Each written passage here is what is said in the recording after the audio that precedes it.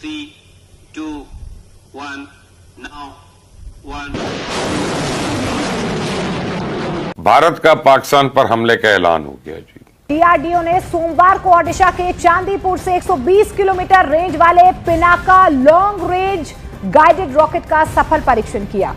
इस खत्ते में बहुत कुछ हो रहा है और बहुत कुछ होने जा रहा है। बहुत जगहों पे इंडिया ने अटैक किया और उसकी वजाहत भी आ गई है। इसाक डार ने कहा कि नूर खान बेस को अटैक किया गया था। अभी समाचार आया पाकिस्तान से कि पाकिस्तान के जो न्यूक्लियर कमांड अथॉरिटी वाले लोग हैं वो बहुत परेशान हैं।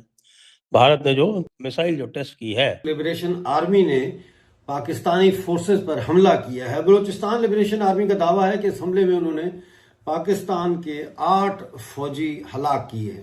इंडिया और पाकिस्तान के दरमियान, खैर पाकिस्तान के दरमियान तो बहुत सारे इश्यूज चल रहे हैं सब ममालिक के। अफगानिस्तान के साथ भी इशू है, इंडिया के साथ भी इशू है, मगर इंडिया के साथ जो इशू है उसके अंदर आग के ऊपर तेल। सऊदी अरेबिया और मुत्तहिदा अरब अमारात के दरमियान एक खौफनाक जंग जो है, इसके बादल अब बाकायदा तौर पर मंडलाते हुए नजर आ रहे हैं। सबसे पहले तो ये जो मुल्ले हैं ना, ये हमारे सबसे बड़े दुश्मन। यमन के अंदर आज सऊदी जो फोर्सेस थी, इनकी जानब से एक खौफनाक एयर स्ट्राइक जो थी वो कंडक्ट की गई है। इस तमाम सूरत हाल के अंदर मशरक़ वुस्ता में दो बरादर इस्लामी ममालिक अब आमने सामने आते हुए नजर आ रहे हैं। लंच कितना महंगा पड़ रहा है अब, क्योंकि उसका बिल आ गया कि भाई साहब आपने वो जो रिब्स खाई थी, वो जो चांपें खाई थी, आके उसकी कीमत अदा करें। अच्छा, अटैक तो किया, बहुत जगहों पे इंडिया ने अटैक किया और उसकी वजाहत भी आ गई है। इसाक डार ने कहा कि नूर खान बेस को अटैक किया गया था, मगर उसको थोड़ा साइड पे रखते हैं, फोकस करते हैं हम इस हाइडल पावर प्रोजेक्ट के ऊपर। ये 260 मेगावाट का Dulhasti stage 2 hydel power project है जो चिनाब रिवर के ऊपर बनाया जाएगा और इंडस रिवर सिस्टम को बेसिकली ये उसके बीच में जाके ये कट करेगा बेसिकली। और ये अब क्योंकि सस्पेंडेड है ट्रीटी, तो हिंदुस्तानी हुकूमत ने इसका मौका उठाते हुए उसको अप्रूव कर दिया है। दूसरी जानिब से पाकिस्तान की तरफ से इसकी बड़ी शदीद तरदीद आई है और हर कोई पाकिस्तान के अंदर कह रहा है कि ये पानी को वेपनाइजेशन ऑफ वाटर इसको कहा जा रहा है। स्पेसिफिकली इसके ऊपर बात की है पाकिस्तानी सेनेटर जो इस रजीम की एक कठपुतली हैं, सेनेटर शरी रहमान का पाकिस्तान पीपल्स पार्टी से ताल्लुक है। कुछ दिन कबल बेनजीर भुट्टो की बरसी में घड़ी खुदा बख्श के अंदर बिलावल भुट्टो जरदारी ने भी जिनको ये धुरंधार मूवी के अंदर जरजावी कहा है। पहले फोकस करते हैं कि शरी रहमान क्या कह रही है। वो कह रही है कि जी ये जो हाइडल पावर प्रोजेक्ट है ये वेपनाइजेशन ऑफ वाटर है हिंदुस्तान की तरफ से, और ये ना सेन है और ना एक्सेप्टेबल है, यानी ये समझ और से बाहर है और पाकिस्तान को कबूल नहीं है। इंडियन चैनल्स ने एक्सटेंसिवली इसके ऊपर रिपोर्टिंग भी की है। उन्होंने कहा कि ये एक फ्लेग्रेंट वायलेशन है of Indus waters treaty.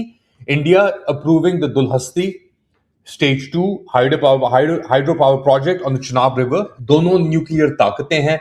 India की इकोनॉमी उरूज पर है, 8% उनकी इकोनॉमिक ग्रोथ इस साल रिकॉर्ड की गई है, 8% के करीब।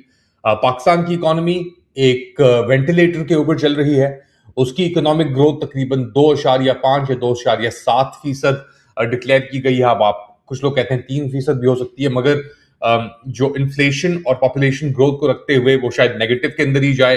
तो ऐसे माहौल के अंदर, ऐसी सूरत हाल के अंदर, क्योंकि इंडिया के अंदर भी एक मेजॉरिटेरियन वेव है मगर वो डेमोक्रेटिक मेजॉरिटेरियन वेव है।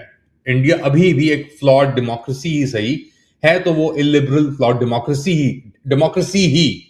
दूसरी जानिब पाकिस्तान के अंदर ये कहते हैं कि हम हाइब्रिड रिजीम है। तो वो पाकिस्तान वाले कह रहे हैं कि साहब की इससे जो है यहाँ का पूरा जो सिस्टम है वो बिगड़ गया। चलिए, सिस्टम बिगड़ गया, कह रहे हैं कि यहाँ पे रीजनल इम्बैलेंस हो गया वगैरह वगैरह। घबराए हुए तो हैं ही, क्योंकि भारत का जो न्यूक्लियर ट्रायड है वो कंप्लीट है। अगर पाकिस्तान ने कभी भी हिमाकत की कोई न्यूक्लियर अटैक करने की, तो ये समझ लीजिए कि जो पनिशिंग रिस्पॉन्स आएगा उसमें फिर पाकिस्तान का कुछ भी नहीं बचेगा।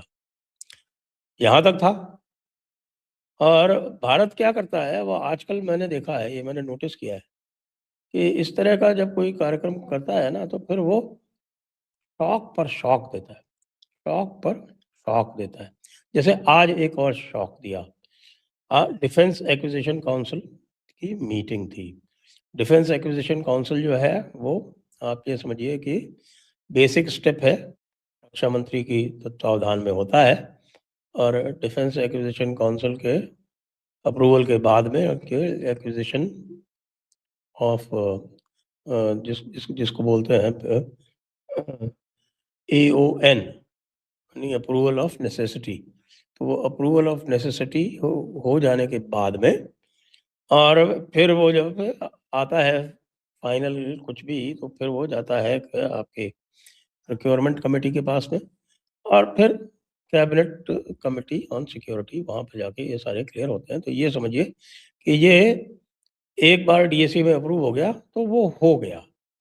तो आज DSC ने 79,000 करोड़, लीजिए दोबारा, 79,000 करोड़, 79,000 करोड़, ये हुआ लगभग $9 बिलियन, $9 बिलियन।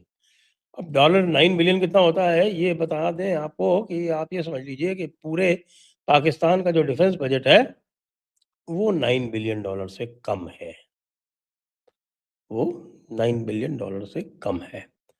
तो पूरे पाकिस्तान का जो टोटल बजट है और एक डिफेंस एक्विजिशन काउंसिल में जो अप्रूव किए गए हैं वो ये है। अब इसमें है क्या? वैसे तो बहुत सारी चीज़ें हैं, लेकिन मुख्य चीज़ें देखिए, सबसे पहले तो आर्मी की बात कर लेते हैं। तो आर्मी के लिए क्या अप्रूव हुआ है? आर्मी के लिए अप्रूव हुआ है